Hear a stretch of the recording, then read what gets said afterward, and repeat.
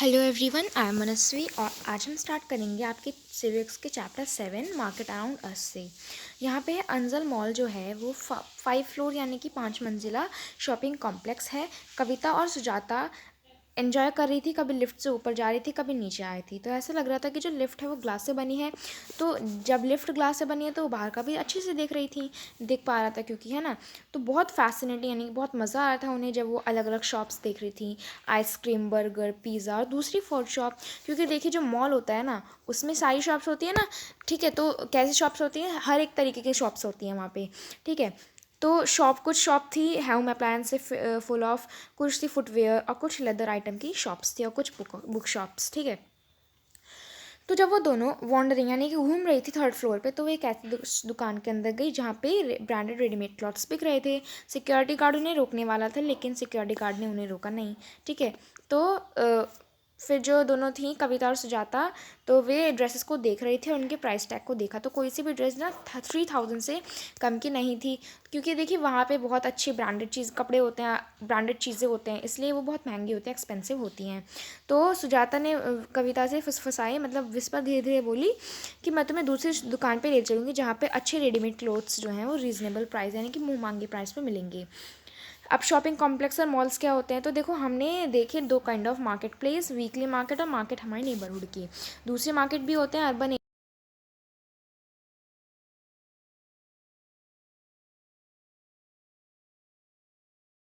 सारी मंजिलों की एसी लगी हुई बिल्डिंग्स होती हैं जिसमें बहुत सारी फ्लोर्स होती हैं दुकानों पे। मतलब हर फ्लोर पे ना हर एक बहुत सारी दुकानें होती हैं जिन्हें मॉल बोलते हैं। आप भी मॉल गए हो, अगर गए हो तो मुझे कमेंट करके बताइए, ठीक है। तो इन अर्बन मार्केट्स में यानी कि इन मॉल्स में आपको ब्रांडेड और नॉन ब्रांडेड चीज़ें मिलती हैं, जो कि आपने चैप्टर एडवर्टाइजिंग के चैप्टर में देखा। ब्रांडेड गुड्स यानी कि अच्छी क्वालिटी के जो सामान होते हैं वो एक्सपेंसिव होते हैं, महंगे होते हैं, और उन्हें एडवर्टाइजमेंट में भी दिखाए जाते हैं कि हाँ भाई अच्छी क्वालिटी का है। और जो कंपनीज़ हैं जो कि इन प्रोडक्ट्स को प्रोड्यूस करती हैं वो शॉप्स के थ्रू बेचती हैं अर्बन मार्केट्स में, ठीक है, और स्पेशल शोरूम्स के थ्रू एज़ कम्पेयर। लेकिन अगर हम नॉन ब्रांडेड की बात करें तो कम ही लोग ना ब्रांडेड चीज़ों को अफोर्ड कर पाते हैं, तो ज़्यादातर लोग नॉन ब्रांडेड चीज़ें खरीदते हैं। चेन ऑफ मार्केट अब कैसे बनती है, तो पिछले सेक्शंस में हम आपने पढ़ा अलग अलग मार्केट्स के बारे में जहाँ से हम सामान खरीदते हैं। अब ये जो शॉप ओनर होते हैं ना, ये कहाँ से अपना गुड्स लाते हैं, सामान कहाँ से लाते हैं, तो सामान है ना फैक्ट्री, फार्म या फिर होम्स में बनाया जाता है। अब हम डायरेक्टली तो फैक्ट्री या फार्म से नहीं खरीदेंगे सामान, और कोई भी प्रोड्यूसर यानी कि कोई भी बनाने वाला ऐसे में स्मॉल क्वांटिटी में कोई सामान देगा नहीं, जैसे 1 किलो सब्ज़ी, एक प्लास्टिक मग, है ना। तो प्रोड्यूसर यानी कि जो बनाने वाला होता है, प्रोड्यूस मतलब बनाना, ठीक है। तो प्रोड्यूसर कौन होता है, प्रोड्यूसर होता है बनाने वाला, ठीक है। और कंज्यूमर क्या होता है, कंज्यूम मतलब होता है उसको यूज़ करना। तो कंज्यूमर कौन होता है, कंज्यूमर होता है हम लोग जो कि उसको यूज़ करते हैं, ठीक है। तो प्रोड्यूसर और हम लोगों के बीच में बहुत सारे व्यापारी होते हैं यानी कि ट्रेडर्स होते हैं।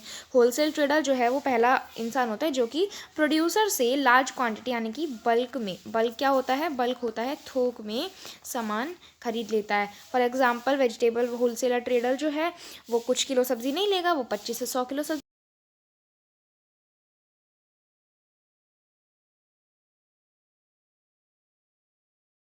ट्रेडर्स के थ्रू ही ना इस जगह से किसी और जगह पे जो सामान गुड्स है ना, जो सामान है वो पहुंचता है, ठीक है। जो ट्रेडर यानी कि जो व्यापारी होता है जो फाइनली हम लोगों को सामान बेचता है वो होता है रिटेलर। तो वो रिटेलर जो है, वो ट्रेडर जो है, मतलब वो रिटेलर ना वीकली मार्केट का भी हो सकता है, हॉकर का भी हो सकता है, नेबरहुड में शॉप्स का भी हो सकता है, ठीक है।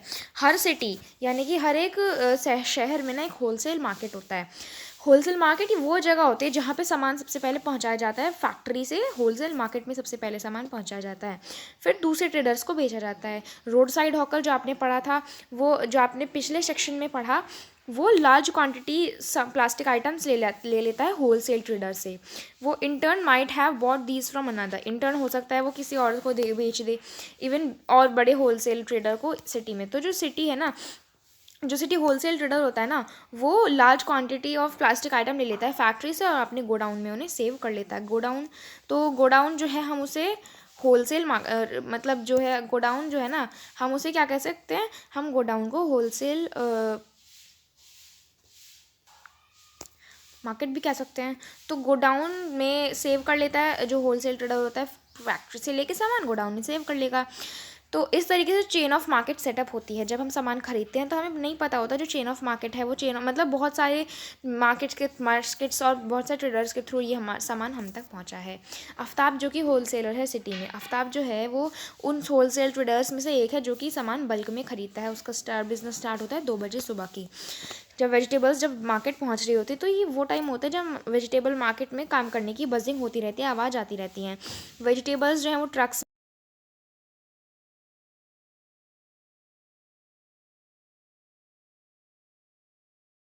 आने की होता है ऑक्शन, ठीक है।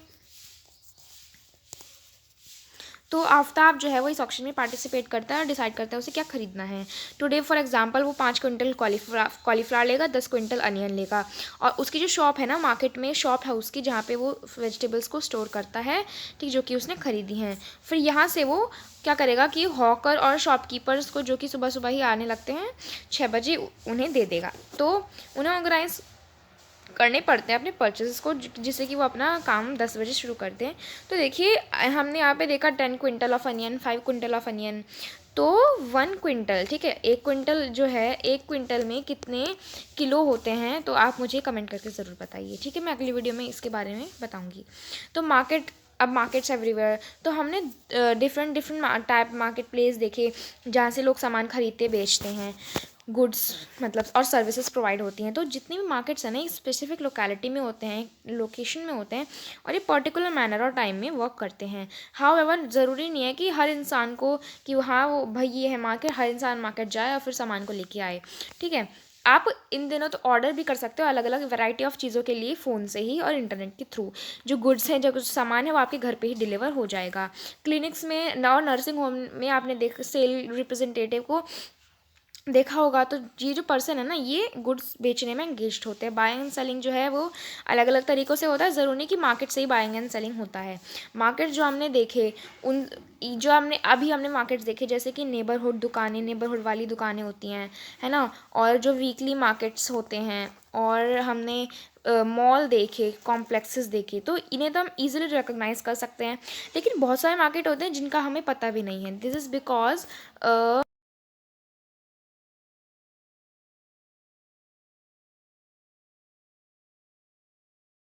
खरीदे जाते हैं, फिर उसे डायरेक्टली नहीं बेचा जाता है। फॉर एग्जांपल जो फार्मर है ना, फर्टिलाइज यूज़ करता है क्रॉप्स को उगाने के लिए, जो तो वो सिटी के कुछ स्पेशल शॉप से उन्हें खरीदता है, and they in turn get them from factories. और उन जो जहाँ जिस स्पेशल शॉप से वो फार्मर खरीदता है फर्टिलाइज़र, उन्हें सीधा फैक्ट्री से मिलता है वो सामान। Car factory engine, gear, petrol tank, axle, wheel खरीदती है, ठीक है, परचेज करती है, तो अलग अलग फैक्ट्री से, ठीक है। देखिए मान लीजिए ये है हमारी कार फैक्ट्री है ये, तो यहाँ पे ये है गियर बनाने की फैक्ट्री, इंजन की फैक्ट्री, पेट्रोल टैंक की फैक्ट्री।